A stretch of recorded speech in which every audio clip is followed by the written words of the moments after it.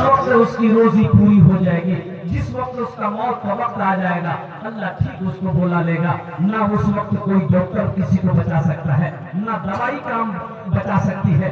कुर्बान जाओ, हिंदुस्तान में नहीं अमेरिका चले जाओ, कसम खुदा की अमेरिका का 1 दर्जन डॉक्टर को खड़ा कर दो, अगर मौत का वक्त है तो अमेरिका का डॉक्टर भी आपको नहीं बचा सकता। बचाएगा? अरे बोलो ना, बचाएगा?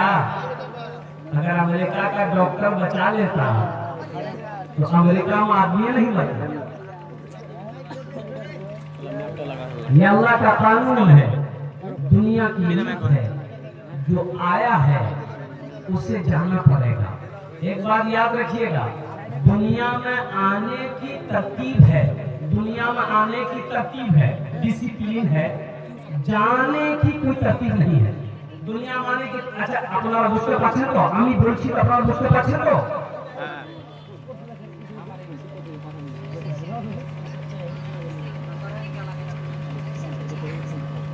दुनिया माने का डिसिप्लिन है। डिसिप्लिन क्या है? पहले दादा आया, फिर बाप आएगा, फिर पोता आएगा। यही ना है? बोलो भाई, यही ना है? तरतीब तो यही है, पहले दादा, फिर बाप, फिर पोता। पहले पोता आ जाएगा, दादा बाद में आएगा।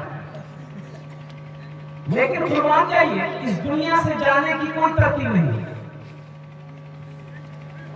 इस दुनिया से जाने की कोई तरतीब नहीं। दादा रह जाता है, पोता चला जाता है, बाप रह जाता है, बेटा चला जाता है, माँ रह जाती है, बेटी चली जाती है, और नानी रह जाती है, नवासी चली जाती है, नाना रह जाता है, नवासा चला जाता है। वक्त मुतअय्यन है, वक्त मुकर्रर है। इसलिए मेरे बच्चों, मेरे मुसलमान भाइयों, मेरे नौजवानों, मेरी माँ बहनों, हमेशा तैयार रहो, कब बुलावा आ जाए, कब यहाँ से सफर करना पड़े। देखो, जो सिपाही होगा वो हमेशा तैयार रहता है। अरे बोलो, जो सिपाही तैयार रहता है ना। हमारा हिंदुस्तान का बॉर्डर है नेपाल बॉर्डर।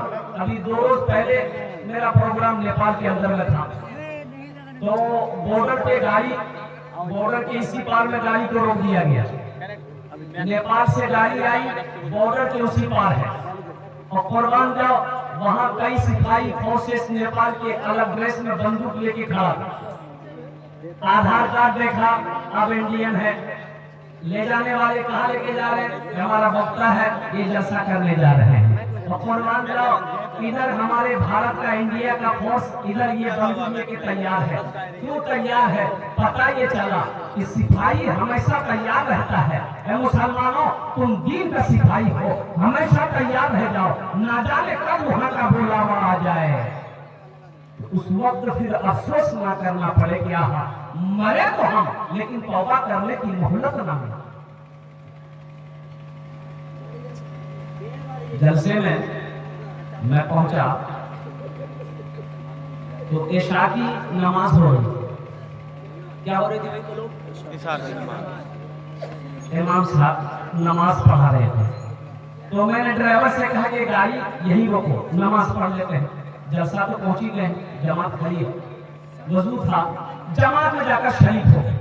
और जब नमाज पढ़कर निकले, गाड़ी के पास आए हम, तो 4-5 नौजवान मेरे पास आए। वो लोग आपस में बात कर रहा था, आया, मुसाफा किया, सलाम किया, मुसाफा किया। तो हमने कहा कि बेटा नमाज नहीं पढ़े? बोला कि नहीं पढ़े। हमने कहा कि जलसे में आए हो? बोला कि हाँ। हमने कहा कि नमाज पढ़ेगा है? उसमें से एक लड़का बोला कि हजरत मजबूरी थी इसलिए नहीं पढ़े। तो हम बोले मजबूरी तो औरत को होती है, तुमको कब से होने लगे? बोला नहीं, वो बात नहीं है, दरअसल बात ये है कि हम कानून नहीं लिए, नहीं समझे? ये पानी नहीं लिए। हम बोले कि अल्लाह का बंदा, पानी नहीं था, मिट्टी तो थी, और हमारा मुल्क हिंदुस्तान वो मुल्क है जहाँ पर गंगा का पानी मौजूद है, यमुना का पानी मौजूद है, सरस्वती का पानी मौजूद है, महानंदा का पानी मौजूद है, कनकई का पानी मौजूद है, ट्वेल का पानी मौजूद है, कुएं का पानी मौजूद है, पोखर का पानी मौजूद है, तालाब का पानी मौजूद है, और इसको पानी नहीं मिल रहा। बोलो बोलो, तुम पाक भी नहीं रह सकते। तुम्हें पानी नहीं मिल रहा और बताइए कुर्बान जाइए उस कौम का क्या होगा जिस कौम के नौजवानों को पेशाब करने का ढंग तक मालूम नहीं। पेशाब कैसे करना है?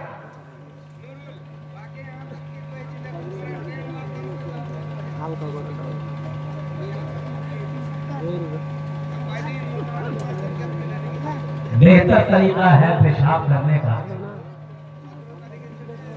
कैसे करना चाहिए? खड़ा होके कि बैठ के? अरे बोले आप लोगों से पूछ रहे हैं पेशाब बैठ के करना चाहिए कि खड़ा होके करना चाहिए? हाँ बैठ के ना। देखिए बच्चा बोल रहा बैठ,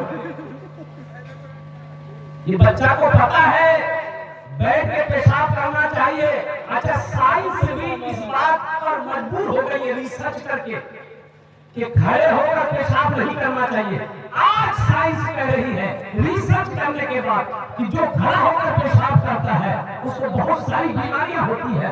सबसे पहली बीमारी ये घुटने की दर्द उसकी शुरू हो जाती है, कमर का दर्द ज्यादा शुरू हो जाता है, किडनी पर असर पड़ता है।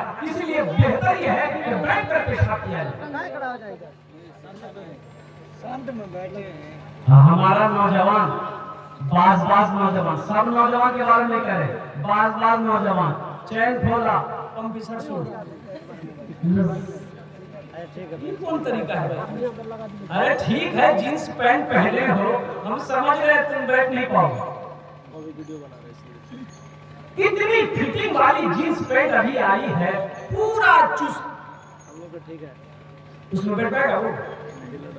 नहीं बैठेगा वो जानता है अगर बैठ गए तो मैदान क्लियर है। अच्छा कोशिश करता है, शर्म हया की वजह से, आखिर मुसलमान का बच्चा है, कोई देख लेगा क्या कहेगा, तो बच्चा बैठता है तो पूरा नहीं बैठ पाता है। ये देखो कुकड़ों को बैठता है। अच्छा आधा पेशाब बाहर निकला, आधा पेशाब रुक गया, खड़ा हुआ चैन लगाया, पता ये चला कि आधा पेशाब पैंट में आया। बोलो पार्टी मिलेगी? अरे बोलो ना पार्टी मिलेगी? मेरे बच्चों नौजवानों, जिस कौम के लिए कुर्बान जाओ, सबसे पहली आयत नाजिल हुई अल्लाह के महबूब जनाब मोहम्मद रसूलुल्लाह सल्लल्लाहु अलैहि वसल्लम के ऊपर है, इक़रा बिस्मि रब्बिकल लज़ी खलक़, पढ़ने का हुक्म दिया। इसलिए मुसलमानों, इसलिए नौजवानों, पढ़ो, तालीम हासिल करो, दीन सीखो, दीन को समझो और अल्लाह के कुरान की तिलावत करो, अल्लाह के क्या क्या अहकाम है। अच्छा मैं आपको बताता चला, बहुत अच्छा मजमा है, बहुत अच्छे अंदाज में आप सुन भी रहे हैं। एक बात मैं आपको बताता चला। ए बेटा बैठ इसको लेके जाइए या तो बिठा दीजिए। जाओ थक गया बच्चा। अच्छा अब भी अगर किसी को जाना है तो चले जाइए, बाद में मत जाइए। जाना है? अरे जाना है बोलो ना, नहीं लगा है? जब से एक नौजवान खड़ा हुआ, मेरा क्या मामला क्या है, 10 मिनट के बाद फिर खड़ा हुआ, मैं काहे परेशान है, मुर्जा बात बर्दाश्त नहीं हो गए। हमने नौजवान है बर्दाश्त करो, बैठ गया। कुछ देर के बाद मेरी तकलीफ खत्म हुई, देखे बैठा हुआ है, तो हमने इशारा किया कि बेटा जाओ, बोला नहीं जाएंगे। हमने कहा काहे नहीं जाएंगे? तो नौजवान बोला क्या करने जाएंगे, जो करने जा रहे थे यही हो गया, अब जाने की जरूरत नहीं, आप तकलीफ नहीं। कुरान पढ़ो, कुरान सीखो, नबी अकरम जनाब मोहम्मद रसूलुल्लाह सल्लल्लाहु अलैहि वसल्लम की सीरत को पढ़ो, हदीस को पढ़ो, तो पता चलेगा कि जिंदगी क्या है, आखिरत क्या है, माँ बाप का मकाम क्या है। आप अच्छा कि आप पढ़े लिखे नौजवान हमारा बैठा हुआ है। मेरे बच्चों, तुमने मैट्रिक किया, तुम मैट्रिक किए हो, 12 किया तुमने, इंटर किया तुमने, एमए किया, बीए किया, पीएचडी किए, जो भी किए हो जरा मुझे बता दो, कोई सब्जेक्ट ऐसा आया हो जिसमें लिखा गया हो, पढ़ाया गया हो कि माँ का ये मकाम है, बाप का ये मकाम है? बोलो, बताया गया है? अरे बोलो ना भाई, बोलो ना भाई, सब पढ़े लिखे बैठे हो, कोई सब्जेक्ट ऐसा है, कोई सब्जेक्ट ऐसा है जिसमें बताया गया हो कि माँ का क्या मकाम है, बाप का क्या मकाम है, बीवी के साथ कैसा सलूक करना चाहिए, पड़ोसी के क्या हुकूक है, दुनिया की जिंदगी क्या है, आखिरत की जिंदगी क्या है, जिंदगी क्या है, मौत क्या है, जन्नत क्या है, दोज़ख क्या है, आपको नहीं मिलेगा। कहाँ मिलेगा? हाँ, अल्लाह के लारे किताब को उठाओ, कुरान पाक को उठाओ, कुरान पाक को पढ़ो, कुरान पाक की तिलावत करो। अल्लाह कहता है वक़ज़ा रब्बुका अल्ला तअबुदू इल्ला इय्याहु व बिल वालिदैनि इहसाना इम्मा यबलुगन्ना इंदकल किबरा अहदुहुमा औ किलाहुमा फला तक़ुल लहुमा उफ़्फ़िन वला तनहरहुमा व क़ुल लहुमा क़ौलन करीमा वक़्फ़िज़ लहुमा जनाह ज़ुल्ली मिन रहमति व क़ुल रब्बिरहमहुमा कमा रब्बयानी सगीरा। कौन कहता है? अरे बोलो, जोर से बोलो। ओ मेरा रब कहता है। किसके बारे में? किसके बारे में कह रहा है? माँ बाप के बारे में अल्लाह कह रहा है। माँ बाप के बारे में अल्लाह क्या कह रहा है? माँ बाप के बारे में अल्लाह कह रहा है कि मेरे साथ, लोगों सुनो, मेरे साथ किसी को शरीक ना बनाना। अल्लाह कहता है मेरे साथ किसी को शरीक ना करना, बस मेरे साथ किसी को शरीक ना बनाना। दूसरा काम, अपने माँ बाप के साथ अच्छा सलूक करना। और सुनो, आगे अल्लाह कितना प्यार से कह रहा है, कुर्बान जाओ, अल्लाह आगे प्यार से कह रहा है कि सुनो सुनो, माँ बाप के साथ अच्छा सलूक करना। और जब ये दोनों में से कोई बुढ़ापे को पहुंच जाए, इन्हें उस तक ना कहना, झिड़कना नहीं, झिड़कना नहीं। अरे बेअदबी करना तो बहुत बड़ा गुनाह है, नाफरमानी करना तो बहुत बड़ा गुनाह है। उस तक कहने के लिए अल्लाह ने मना किया, उस तक ना कहना, इसे झिड़कना नहीं। इनके लिए दुआ करना, रब्बिरहमहुमा कमा रब्बयानी सगीरा, या अल्लाह मेरे माँ बाप के ऊपर में रहम फरमा, जिस तरीके से इन्होंने मुझे बचपन में पाला पोसा बड़ा किया। यह कुरान में मिलेगा। और अल्लाह के नबी जनाब मोहम्मद रसूलुल्लाह सल्लल्लाहु अलैहि वसल्लम की हदीस पढ़ो तो अल्लाह के रसूल इरशाद फरमाते हैं कि माँ के कदमों के नीचे जन्नत है। जन्नत कहाँ है? अरे जोर से बोलो भाई। माँ के कदमों के नीचे जन्नत है। बाप जन्नत के दरवाजों में से एक दरवाजा है। मेरे बच्चों, नौजवानों, इंशाअल्लाह माँ बाप की खिदमत करोगे, हाथ उठाओ इंशाअल्लाह। है अगर माँ न होती, अगर माँ न होती, जमीन पर ना था, जो आंचल न होता, कहाँ सर छुपाता। अगर माँ न होती तो दुनिया में ना था, जो आंचल न होता, कहाँ सर छुपाता।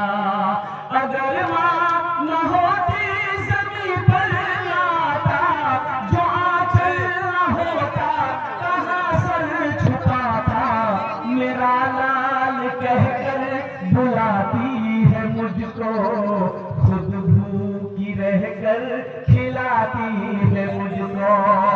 मेरा लाल कहकर बुलाती है मुझको, खुद भूखी रहकर खिलाती है मुझको।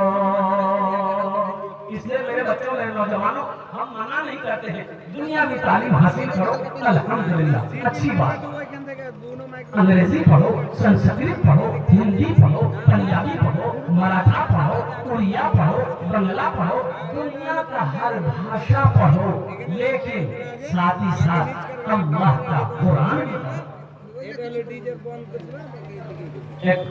अल्लाह का कुरान भी तो पढ़ो ना। तुमने अल्लाह का कुरान को छोड़ दिया, बच्चे को आपने पूर्णिया क्रिश्चियन स्कूल में आपने एडमिशन करवा दिया, कुरान नहीं पढ़ाया। वो बच्चा जब पूर्णिया से पढ़कर फारिग हुआ उसको दिल्ली भेजे, दिल्ली में जाकर पढ़ा और कुर्बान जाओ, वो बच्चे को आपने इतना अंग्रेजी पढ़ाया, इतना अंग्रेजी पढ़ाया कि वो बच्चा अंग्रेज को अंग्रेजी पढ़ने लगा। अब बाप मर गया तो जनाजे की नमाज नहीं पढ़ा सका, इसलिए मुसलमानों अपने बच्चे को कुरान पढ़ाओ, अपने बच्चे को नमाजी बनाओ। अल्लाहु अकबर कबीरा, इसलिए कि मौत होगी हशर के मैदान में, आपसे अपने घर वालों के बारे में पूछा जाएगा। या अय्युहल्लज़ीना आमनू कू अनफुसकुम व अहलीकुम नारा वक़ूदुहा अन्नास वल हिजारा।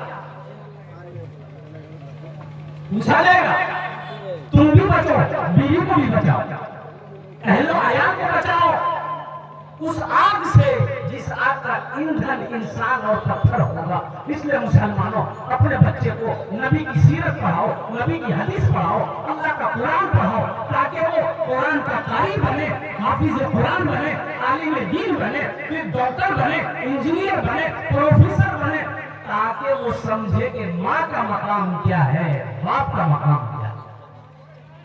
इंशाअल्लाह अमल करेंगे, इंशाअल्लाह इंशाअल्लाह अमल करेंगे। अल्हम्दुलिल्लाह ये हमारा सारा बच्चा तैयार है माशाअल्लाह, माँ बाप की खिदमत करने के लिए। अल्हम्दुलिल्लाह सुम्मा अल्हम्दुलिल्लाह, जिनके माँ जिंदा है, जिनका बाप जिंदा है, उनकी खिदमत करो, उनके साथ अच्छा सलूक करो, उनको तकलीफ होने मत दो। वो जो कहें अल्हम्दुलिल्लाह करो। हाँ, कहाँ पर नाफरमानी करनी है? माँ बाप की हर बात को मानना है, उनकी खिदमत करनी है, कहां पर नाफरमानी करनी है? हाँ, अगर वो शिर्क करने कहे, शिर्क करने को कहे तो वहां रुक जाना है, नहीं ये हम नहीं कहेंगे यहाँ। लेकिन आपका सुलूक वही होना चाहिए जो पहले करते थे। आप मना कर सकते नहीं हम शिर्क नहीं करें, ये बात आप नहीं मानेंगे, लेकिन सुलूक आपका वही होना चाहिए जो पहले था। इसलिए मेरे बच्चों और नौजवानों, माँ बाप राजी, अल्लाह राजी। माँ बाप नाराज हो जाए, रूठ जाए, अल्लाह रूठ जाएगा। हमको अपने माता पिता पे।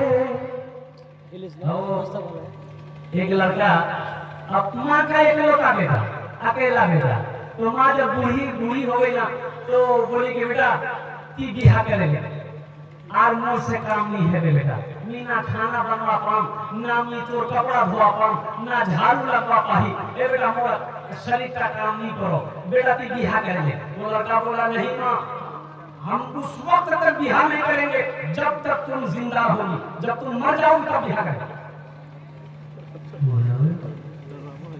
है ये नौजवान बोला कि हम देखो सास बहू हम बिहा कर लेंगे, बीवी आएगी, सास बहू में झगड़ा होगा। हम नहीं चाहते हैं माँ, हम नहीं चाहते हैं कि मेरी बीवी तुमसे झगड़ा करे, माँ हमें तकलीफ होगी, इसलिए हमको शादी मत करवाइए, अभी ऐसे चल रहा चलने दीजिए। कुछ महीने के बाद माँ फिर बोली बेटा मोर बात माने बिहा करेगा, तो मी घोरे त्राग नहीं करवा पाई बेटा, झाड़ू नहीं लगा पाते बेटा, हम बूढ़ी हो गए, हाथ काम नहीं कर रहा। बहू आ जाएगी ना तो पूरे घर को संभालेगी। अरे संभालती है ना, अरे इधर भी संभालती है, हाँ इधर भी संभालती है। ऐसे एक और बोल रही थी अपने शोहर को, हम क्या क्या संभाले, आपके घर को संभाले कि आपके बच्चे को संभाले, कि हम किचन संभाले कि आपको संभाले, हम क्या क्या संभाले। उसका शोहर बोला खाली तुम जबान संभालो, सब समझ जाएगा। माँ की जिद, बेटा राजी हो गया। एक लड़की देखी गई, शादी होके लड़की ससुराल आ गई। अच्छा, ससुराल जब लड़की पहुंची, सुबह के 10 बज गए, लड़की उठी नहीं पड़ी। तो सास बेचारी सुबह उठ करके नमाज पढ़ी, चाय बनाई, बिस्किट वगैरह ले जा करके नाश्ता बना के बहू को जगाई कि बेटा उठो नाश्ता कर लो। बहू उठी, ब्रश की, आके नाश्ता की, फिर पलंग में सो गई। बेचारी सास दोपहर का भी खाना बनाई। जब 2-4-5 रोज हो गया तो उसका बेटा बोला कि अम्मा यहाँ बोले काम कर गई, इसको खाली पलंग में सोने ले रहे हैं ना। बोले बेटा कैसे बोले? नहीं नहीं, दुल्हन है, बोलना ठीक नहीं है। अच्छा समझ जाएगी। हफ्ता दिन गुजर गया, लड़की खाए पलंग में सोए, खाए पलंग में सोए, किसी काम में हाथ लगाने की जरूरत नहीं। जब हफ्ता दिन हो गया तो इसका बेटा बोला कि अम्मा एक आइडिया है। डायरेक्ट नहीं बोलोगे कि एक आइडिया है। बोले बेटा क्या आइडिया? तो ये लड़का बोला कि अम्मा जब आप झाड़ू दीजिएगा ना तो आपके हाथ से हम झाड़ू छीनेंगे। कि अम्मा आप झाड़ू मत दीजिएगा, आज से झाड़ू हम देंगे। वो जब देखेगी कि मेरा शौहर झाड़ू दे रहा है, वो खुद ब खुद दौड़कर आएगी, झाड़ू लगाना शुरू कर देगी। और जब बर्तन आप धोइएगा, हम जाएंगे कि अम्मा आप बर्तन मत धोइए, आपका बेटा जिंदा है। जब वो शौहर को बर्तन धोते हुए देखेगी तो दौड़कर आएगी, बर्तन भी धोने लगेगी, फिर धीरे धीरे काम में लग जाएगी। तो माँ बोलेगी बेटा ये बहुत चालाक थी, चालाक जरूर बिहा करो। दूसरे दिन सुबह उसकी माँ झाड़ू दे दी, बेटा पहुंचा, अम्मी आप झाड़ू मत देगा, झाड़ू नहीं देगा। माँ करे नहीं बेटा ती झाड़ू नहीं दी, वो झाड़ू नहीं दूं। बेटा बोल रहा नहीं माँ ती नहीं दी, वो मी दूं। माँ बोल रही हम देंगे, बेटा बोल रहा हम नहीं। बर्तन धोने की वही का, हम धोएंगे हम धोएंगे हम धोएंगे हम धोएंगे। लड़की टस से मस नहीं। जब 3 दिन सब धोते रहा तो एक दिन लड़की पलंग से उठ के आई और शोहर को बोली किसे झमेला? बोला नहीं मेरी माँ झाड़ू दे रही, हमको अच्छा नहीं लगा, इसलिए अम्मी से हम कह रहे हैं कि हमको झाड़ू दे, मेरी माँ समझ ले रही है। तो लड़की बोली कि दोनों आदमी बारी बना लिए, कौन किस दिन झाड़ू देगा, कौन किस दिन बर्तन धोएगा। ये रोज रोज का झमेला अच्छा नहीं लगता। बेटा बोला कि माँ देख लो कि आज बोले बेटा बिहा करे ले, बिहा करे ले और कुर्बान जाओ। औरत के ऊपर फर्ज है कि वो अपना घर का काम खुद करे, वो अपने घर का काम खुद करे। औरत हजरत फातिमा ज़हरा रज़ियल्लाहु तआला अन्हा, अल्लाह के रसूल जनाब मोहम्मद रसूलुल्लाह सल्लल्लाहु अलैहि वसल्लम की प्यारी बेटी, चहेती बेटी, जिगर का टुकड़ा बेटी, कुर्बान जाओ। हाथ दिखाई, हाथ में छाले पड़े हुए। मेरी माँ बहनों, आज तुम घर के लिए नौकरानी रखती हो, घर के काम को सही से अंजाम नहीं दी, शौहर को फरमाइश करती हो हमें नौकरानी चाहिए, तब हम घर क्या कहते हैं कि इतना काम हमसे नहीं हो सकेगा। और सोचो हजरत फातिमा ज़हरा रज़ियल्लाहु ताला अन्हा उम्महातुल मोमिनीन को दिखाया कि छाले पड़ गए, चक्की पीसते पीसते लौट कर घर चली आई। तो कुछ गुलाम आए थे, अल्लाह के नबी जनाब मोहम्मद रसूलुल्लाह सल्लल्लाहु अलैहि वसल्लम तकसीम फरमा रहे थे, सहाबा को बांध दिया गुलाम। तो हजरत फातिमा ज़हरा रज़ियल्लाहु ताला अन्हा सोची कि एक गुलाम एक बांधी अगर हमको भी मिल जाए तो काम में थोड़ा मदद मिल जाएगी। लौट कर चली आई तो अल्लाह के महबूब सल्लल्लाहु अलैहि वसल्लम जब तशरीफ लाए तो पता चला कि फातिमा आई थी। कहाँ आई थी? आप अपनी बेटी के घर तशरीफ ले गए। और मुसलमानों सुनो, बेटी के घर तशरीफ ले गए, आपने फरमाया बेटी क्यों आए थे? कहा कि अब्बा हुजूर सोचा कि आप गुलाम मुझे भी मिल जाए और कुर्बान जाओ। अल्लाह के महबूब सल्लल्लाहु अलैहि वसल्लम ने इरशाद फरमाया बेटी सुनो, इससे बेहतर अमल मैं तुझे ना बता दूं, इससे बेहतर अमल। सुभान अल्लाह 33 मरतबा, अल्हम्दुलिल्लाह 33 मरतबा, अल्लाहु अकबर 34 मरतबा हर रात में सोते वक्त पढ़ लेना, अल्लाह सारी थकावट को दूर फरमा देगा। इसलिए घर का काम हर औरत को करना चाहिए। अल्हम्दुलिल्लाह मेरे नौजवानों, मेरे बच्चों, साथ ही साथ क्या कहते हैं कि अपने माँ बाप के साथ अच्छा सलूक करो, माँ बाप की खिदमत करो। माँ बाप का ऊंचा मकाम है, माँ बाप का आला मकाम है। अल्लाह का कुरान कहता है मेरे साथ किसी को शरीक ना बनाना, अपने माँ बाप के साथ अच्छा सलूक करना। यहाँ मुझे 5 आदमी चाहिए इंशाअल्लाह।